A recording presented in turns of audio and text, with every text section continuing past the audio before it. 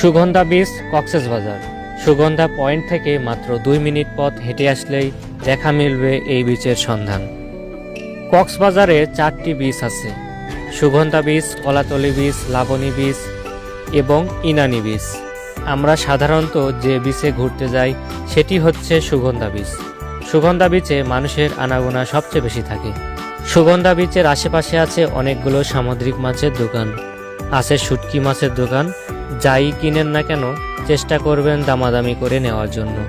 মাছের মধ্যে আছে লাল কোরাল, অক্টোপাস, কাঁকড়া, চিংড়ি, রূপচাঁদা, টুনি মাছ, আরও নানা রকমের মাছ।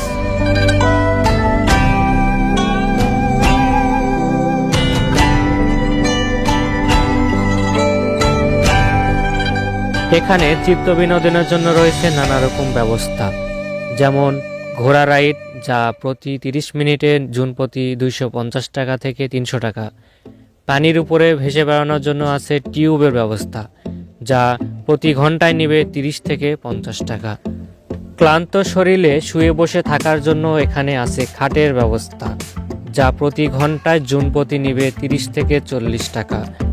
ঘোড়া ও বিচ বাইকে চড়া, প্যারাসাইলিং কিংবা ঘুড়ি উড়ানো, বিচ বোট চালানো কিংবা সার্ফিং ইত্যাদি সহ আরও অনেক কিছুর অভিজ্ঞতা মিলবে আপনি যদি এই বিচে ঘুরতে আসেন।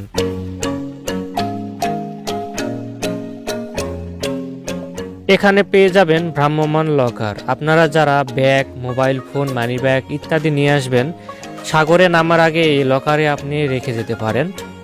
তবে আমার পরামর্শ হচ্ছে আপনি এই সাগরে আসার আগে আপনি হোটেলে সবকিছু রেখে আসবেন। দরকার হয় আপনি খালি পায়ে আসবেন এখানে, কারণ এখানে অনেক কিছু হারিয়ে যাওয়ার সম্ভাবনা আছে।